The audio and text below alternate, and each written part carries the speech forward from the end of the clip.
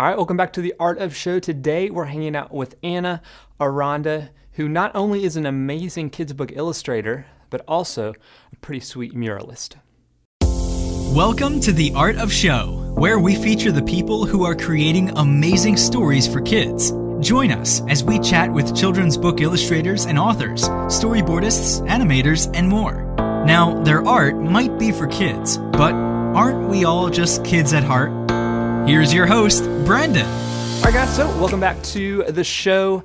Whether you guys are watching on YouTube, what's up? Or you guys are listening to my not so awesome voice on iTunes, thank you guys for hanging out with us. This has been a lot of fun to do. If you're new here, this show actually started in October of 2016, and so we're going into April of 2017.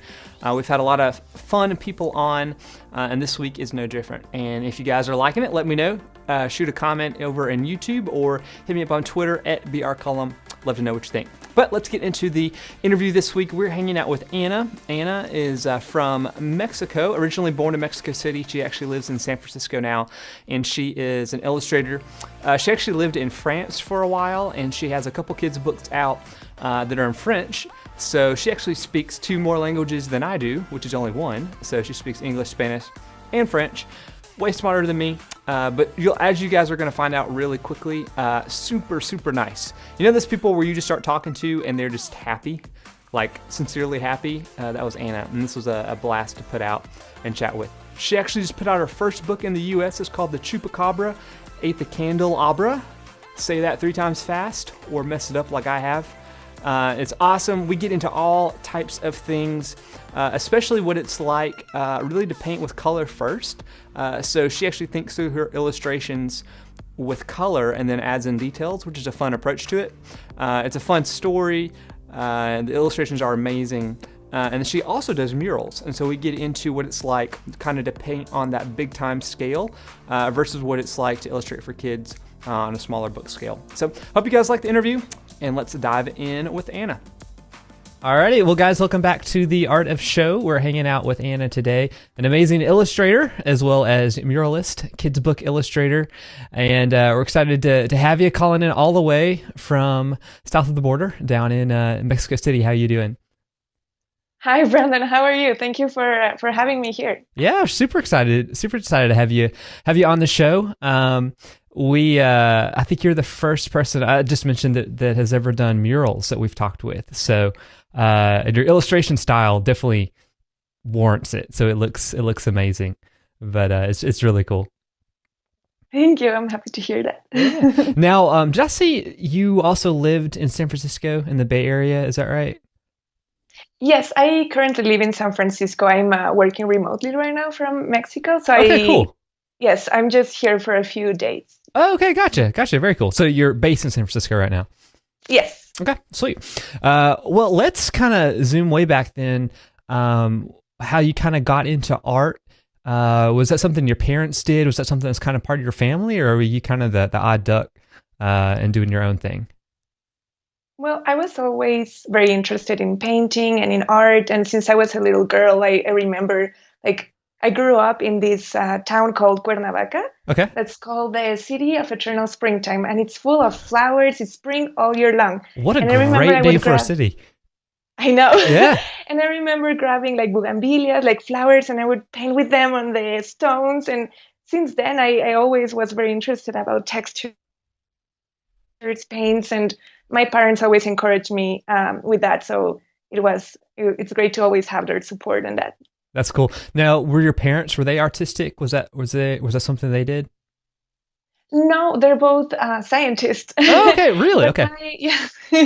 But my grandfather was antique dealer, so I guess it was in the family that everybody was always looking at art. And when I was a little girl, I remember I would go with my grandmother and my parents to museums, and we went to look these classical paintings, and my father was always making little games with my brother and me. Can you find the little bird that's hidden somewhere? And we would have lots of fun in the museums. We were the happiest kids in the museums. Yeah, that's really cool. Was there any art that stood out to you, or was there something you kind of gravitated towards when you were a kid to draw? You mentioned flowers, but was there other stuff you just really loved drawing growing up? Well, I was very impressed living in Mexico with the muralists. Okay. So I just love I love being around murals, and some of my favorite places in Mexico are places where you can find murals. So I was very interested in the colors, the magnitude of it, and that's one of the reasons why I do murals now. And so I always like to draw more figurative stuff, very colorful, figurative uh, things that were around me or that I saw in my daily life. Yeah, that's cool. So, did I say you went to college for illustration? Is that right? Yes, so I started attending a graphic design um, bachelor's degree here in Mexico, Okay. and it had very good illustration teachers. But I wanted to see abroad. Some of my teachers encouraged me to see how art was done somewhere else, so that I could, learn from other countries, other places. So I went to do a study abroad program in France, and I ended up staying there for 3 years Yeah. and studying illustration, being around just beautiful art. And after that, I got a grant to go study my master's also in illustration in San Francisco, and that's how I landed in that beautiful city. That's crazy. So you said 3 years in France? Yes. Is that right? So do you speak a little bit of French then as well? I do, yes. Man, so you're what, trilingual, I guess? Is that right? Yes. Good, Yes. right. But Yeah. I learned French thanks to picture books, actually, Oh, okay. because I went ahead and I did some au pair, and the kids were my teachers because I would read a lot of picture books, and I actually got into the language thanks to kids' books. That's cool. So since you were in France, what are their styles like? Maybe compared to what you grew up with in Mexico, or even maybe what it's kind of like in the States. Is there something that's different that you kind of found that you liked with the French style? Well, I thought there's this very beautiful art sensibility that's way more poetic than what we have in Mexico. Or I really enjoyed that. It was more about the feeling, the texture, the graphic shapes, and I found that very, very appealing and very inspiring in my art too. That's cool. So were you freelancing all this time, taking on odd jobs? How did it kind of transition into a career for you? So I was always trying to find projects where I could draw and things. And the first picture book that I worked on was I did this summer course on illustration. And there was a contest, and I applied to the contest, but I didn't get in. It was to get a book published in Italy. Okay, cool. But the art director that was in the contest, she liked what I did, and she thought that I had good sense of fantasy. And she ended up contacting me to do a book, which was my first book in 2012 in Italy. And so I was always trying to find illustration jobs. I would do graphic design, and mostly anything where I could draw. And then I started working in books in Europe. And now my first book is out in the US, which I'm very, very excited about. Yeah, yeah. Wait, so you have, so I'm looking at, is it case and then 1 + 1 Yes. = 1? And I'm going to butcher how to pronounce Jamal. How do you pronounce that? Gemal la Monnaie Corse. Okay. But that one is not out yet. It Okay, yeah. will So be out. I saw that one on your page, and I'm like, I don't think that's Spanish. I have no idea how to even. So I'm guessing that's French. So that's really cool. So what's it like illustrating just for different cultures? Then I mean, it seems like you're kind of transnational in in the books that you create. I guess I don't think about it as a thing like it's for this country, Okay. that country. It's more of what I feel the story needs. All of these books have been great stories handled to me by great authors, so I need to honor that and do the best I can and see how the book feels and what I can do to give from my end to the book. That's really cool. Well, before we get into Chupacabra, talk to me a little bit about murals. You said that was something you kind of gravitated to as a kid, and you've got some amazing videos we're talking about before we started online of you doing installations and murals in different places, and I'll definitely link some of those in the show notes. How did that start? Did you go graffiti style and just go after stuff, or did you get like official projects, or what was that like? Well, It all started with a friend of mine, Paulina Suarez, that's also a Mexican illustrator. And we collaborate a lot together in the sense that she would start drawing something, then I would continue. And in the end, nobody knew who drew what. Mm. And we wanted to do something big. And we were invited to this mural event in Clarion Alley in San Francisco. Okay. It's like a very, very traditional place. And we started doing that there. And then people would start contacting us to do that together. And later I started doing that on my own too. And she did it on her own too. So it was more like once you start something, then people start seeing that you do it and you enjoy it so much that we would start looking for places to just do it and ask people if we could use their walls. And we did one here in Mexico City in Colonia Roma in an architecture and design firm, like a co-working space. Okay. And we used part of the light switches. I think it's a very nice, how do you say, like your canvas is quite different from a paper or a real canvas. So you use what you have. And we did this huge mural, maybe the longest one that I've done, I think it's 16 feet. Maybe I'm saying it wrong because I count in meters, but no, that's fine. It was just huge and it took us like a week to finish. And then we said, why stop here? If people are going to come to this gallery, they're going to go through the staircase. So we should maybe hide some in the steps and through the wall and have some little characters resting there. And it was just so much fun to have a new kind of canvas. Yeah, what's it like approaching a mural versus maybe a more traditional illustration? Because I guess you mentioned like the space is such a big piece of it, so you're illustrating around like a light switch, but it's very much you're confined to a specific spot. What's your kind of like thought process or design process like? How does that start for you?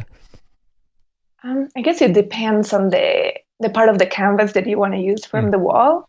Also, if you're indoors, outdoors, or for example, I did some murals at museums where they were mounted, and I only had 2 hours and a half or 3 hours to make them. Oh, wow. So it's kind of different how much time you have. If it's outdoors, then you maybe need to put more texture so they don't get graffiti on top. Huh. It really depends on, the specifics of each project. Wait. So talk about the texture and the graffiti. I don't think I ever knew that. So what do you do so it doesn't get graffiti on it? Well, it's something that I learned from my friend that she learned from other muralists is that when you do a mural in the street, you want to have as much texture as possible, like little lines or something, so it doesn't get covered by graffiti. Because sometimes if it's like a very, very big, like just text, like just color, then people would think, they want to collaborate on top of it. So. That's cool. That's really cool. Is there one mural that stands out to you of the ones that you've done? Is maybe not your favorite, but just one that you really enjoyed the process of putting together? Well, one that I really, there's many, I think I've enjoyed them so much because I love it. But the last one that I did, it was part of a festival. Okay. And I had two assistants helping me because we had 3 hours or 2 hours and a half to make it. And I had everything planned out. I used little paint, recipients to put each of the paints where everything would go. And we had a lot of people watching us, like maybe, I don't know, I was in the middle of a festival in a museum, so there were maybe 100 people watching us. Okay. And we felt a lot of pressure of just having people watching us. But in the end, there was a DJ with amazing cumbia salsa that we were even dancing I think you can see in the video. It was just, you are in the zone. It's like everything else disappeared. There could be 1,000 people looking at you, but the only thing that matters is the art in front of you. And I just enjoy sharing that with friends. My friend that helped me, or my friend that I started doing, Paulina, that I started doing murals with. I think murals is like a collaboration, and I really enjoy collaborating with people. So that's so cool. That's what I get out of murals. So for that, so are you coming? You mentioned you already had the line work on the walls before you started. How's that work? If it's a mural that it has to be done in a certain time, and they mount it. I try to bring already the line work done. Okay. So the time that they're recording or that the event happens, I'm just putting the paint on. If there's a background, then I'll put the background before, because then it will be the same as me painting a house, or they will just Yeah. forward to look at me. So yes. That's cool. That's really cool. Do you have any ones that you're working on right now that you can talk about? Not right now. Hopefully soon. That's cool. Do you look at cities differently? Like, are you driving through a city and like, oh, that'd be such a cool place to put a mural? Like, does that just affect how you view stuff now?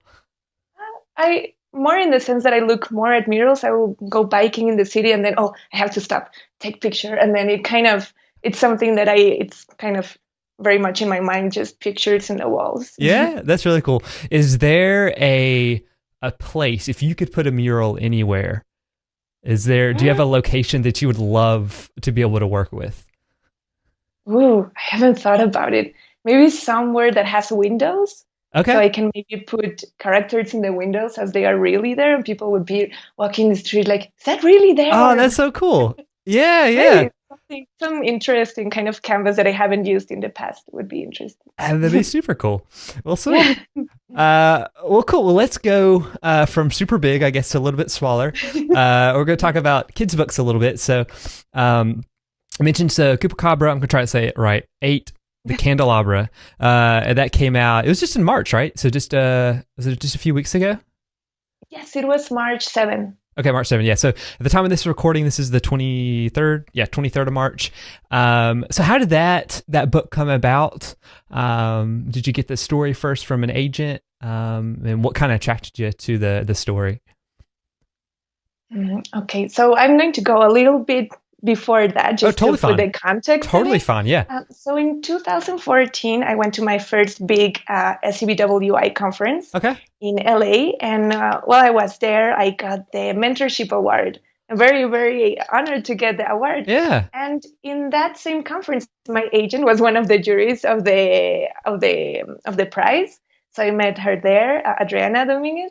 And I met my mentors that have helped me so much. And one of them ended up being my art director, Cecilia Young from Penguin, an amazing art director. And so it all started there. Thanks to SCBWI, I got to meet so many amazing people and know more about the industry. And it's right there where everything kind of started. And from there, I kept talking to my mentors. It was just kind of crazy to think about it right now. So many great things have happened from one little decision of I'm going to go to a conference. And later on, while I was already working with my agent, we got the manuscript from Nancy Paulsen, and I read the title and I thought, oh my God, I just screamed. I love the Chupacabra, and I've heard about him since I was a little girl. And I love Mark's work, and I'm so thankful to Nancy for considering me for that book, because it's just the perfect book. So I got the manuscript I think it was in 2015, and I met with Nancy that same year when I went to the New York conference, and we just had so much fun just reading the book. It was amazing, and from there everything happened, the sketches, the final art, just a lot of fun in all the process. Yeah, that's cool. What's it like designing a Chupacabra, like this mythical character, like putting your own spin on it? Like, did you have something like as a girl, you're like, I think this is what this looks like? Like, where did your design inspiration come from? Well, because I grew up in Mexico, and we would hear a lot about it, and people would say like, lock, if you lived more in a rural area, they would say like, lock your chickens, like your dogs, and I would be very scared of it. I really kids are very scared, so I knew that there had to be a perfect mix of something that looked terrifying, but also kind of fun and not too scary, kind of a interesting mix there. And I knew certain things about it that people have talked about, but really there's not too many people that have done books or movies about it. So I had a little bit of a free place there to imagine and do new stuff. And I did a lot of sketches of, does it look more like an alien as like a bat, or does it look more like a coyote? there were like a bunch of sketches. And I remember while I was working on it, I was at a cafe. Like I've worked on this book in very different places. I like working not only in my studio, but traveling and bringing, having inspiration from everywhere. And I was in a cafe, and there was this little girl with her mom, and I was drawing the chupacabra and doing the colors, everything. And she was very interested. She stayed there watching to me a long time ago, and we started talking, and she said, "Oh, I really like this purple one." She was the one who chose it was going to be purple. That's awesome. Yeah, so it was a very, just sketching, having fun with character design was amazing. That's cool. What's kind of your timeline for a character? So you're introducing a new character. How many revisions will you do, or how much time does it kind of take you to think through a design? I guess it depends on the project, but for the chupacabra, so I started before doing a storyboard or anything. I wanted to have the character right, and have also the goats right. And I don't remember exactly how many times it was back and forth, but I just did a lot of just silhouette studies and like character studies, pages and pages of them, and then putting color on them. I think when I sent it, maybe we had 2 revisions from the character or something, but it wasn't too long to have the character figured out because he's just so fun to work on. Yeah, that's so cool. So your use of color is awesome. I mean, I think that's when I first saw the cover, I was like, man, that's really, really cool. Like it pops out super bright. So when you're designing, are you starting with color from the very beginning? Are you doing pencil sketches, or how do you introduce color into your work? I guess I start with pencil sketches for sure. But what I like to do a lot is just before I start working, I like to do this little. If it is from the character that I'm going to work on or anything else, I like to do these like big blocks of color with markers or things, and then put the lines inside because cool. I like to work a lot with silhouettes, like how the silhouette would be if it's interesting, head versus body or anything. So I like working with silhouettes and then seeing how it. I think. Let me see. I have some here I can show you. So it's just working with little silhouettes. Like, that's cool. Are they more like rounded or long, or I really like working with that, and then I'll do the sketches with just pencil, and then go to the colored studies, and then final art. That's cool. Yeah, that's why I was wondering if you did something like that, because the colors were so strong but like so defined. It almost felt like you were starting with the color almost a little bit at the beginning and then adding like the details. Because like when I come forward. Yeah, which is so cool. How do you land on like a color palette for this project specifically? Like, how do you decide on the colors that you want to work with? Well, it's depending also on the setting, right? Because the chupacabra story starts at like it's getting dark and then it's the night, and I wanted to have colors. For example, the chupacabra, the reason why he's purple is because I didn't want him to have such a bright color that people would find him right ahead in the book. Yeah. I wanted him to approach little by little to the book, and then be like big surprise in the book. So he doesn't have a color that pops out too much. He has some floral decorations and everything, but he had to be of a more subtle color. On the other hand, the goats, they have like more colorful palettes, and they had to have palettes that contrast with the goat and also contrast with the background, that's the grass and the sky. So it's all depending on what the background is going to be like, if I want the character to pop out or if it's more of a sinister character that's going to that's really cool. Yeah, when I was reading through it, I think it was the first couple spreads, I'm like, I wonder if like the Chupacabra's in here, and I was like, oh, there he is. He's like way up on this little hill, like chilling. Like that's really cool. He's stretching and watering his plants, and he little by little you see him. You're like, is he bad? Is he good? I don't know what's gonna happen. So it was the tension in it was really cool. Well, sweet. Well, do you have moving forward, do you have other projects that are coming on the book side of things that you're able to talk about? Or also, are you Are you wanting to do any of your own stories? No, like, is that something in the future that you have coming to? Of course, yeah, I'd like to work in some of my own stories. And right now I'm working with another book with Nancy Paulsen too, written by Deb Petty. And I'm working another book with Leon Lowe as well.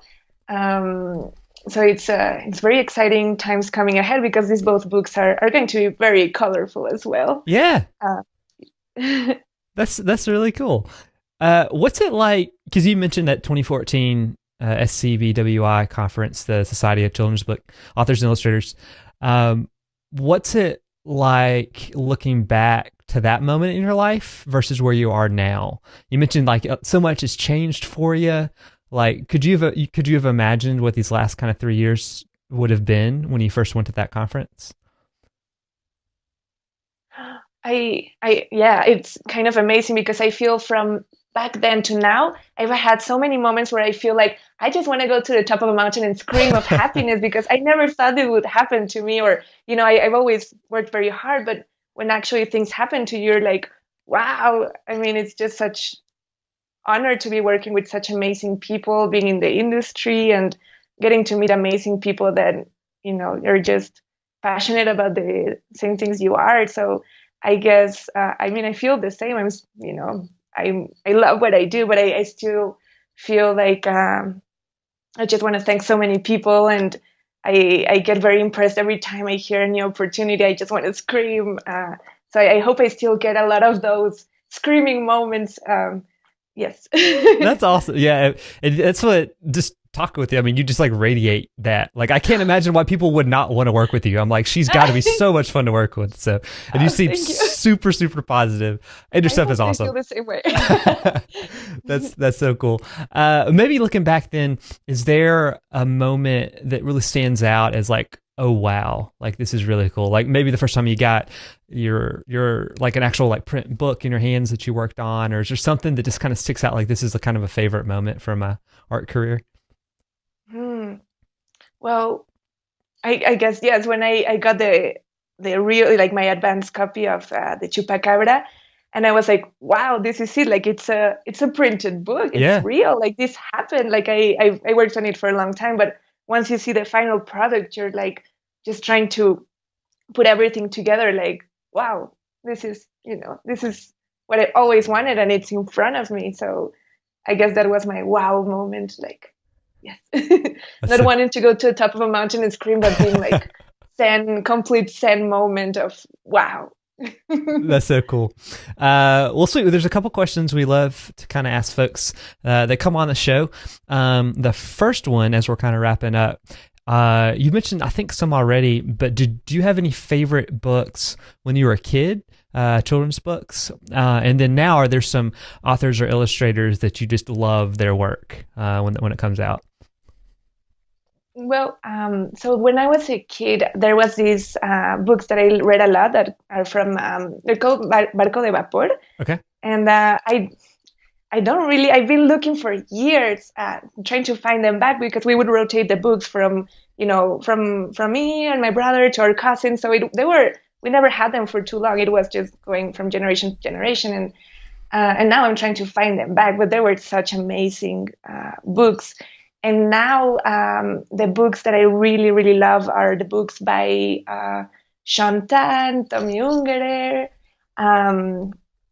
There's Claire Ponty, Beatrice Alemania, Oliver. I could go on for like 2 hours, and your program would have just names. That's awesome. But yes, there's so many people that inspire me nowadays, and I've been grateful to also meet some of them and ask them about their own thing. So it's been pretty amazing. That's cool. Do you have someone, because you mentioned collaboration with the Murals, do you have someone you'd love to collaborate with on a project? They don't have to be an author, maybe another illustrator on a children's book. Oh, there's so many of them. I guess I would have to think on that one because okay, that's totally fine. It's just somewhere that can go in the middle. It's kind of hard to find someone that is kind of the same style but also different, having diverse stuff. Ooh, this is a tough question because I would like to collaborate with so many people. That's fine. That's totally fine. Well, sweet. Well, what's the best place for folks to find you, find your books, and just find the work that you've got coming out and out? Sure. You can find me on my website, anaranda.com. You can find the Chupacabra on the Penguins website too, Okay. and on your local indie store. Yeah. And I also Instagram quite a bit. I talk more about my my process there than blogging. But I also like blogging. I blog in my blog and the Kid Lit Artist blog as well. And I'm also on Twitter, Facebook. That's cool. Well, we'll make sure to include links to all those, including your books, on the show notes. And we appreciate you taking some time and chatting with us. It was a blast, and your work is amazing, and it's fun to see the inspiration behind it. And I can't wait to see the next books you got coming out. Thank you so much. Thank you for having me and having such a fun time. Yeah, it's my pleasure.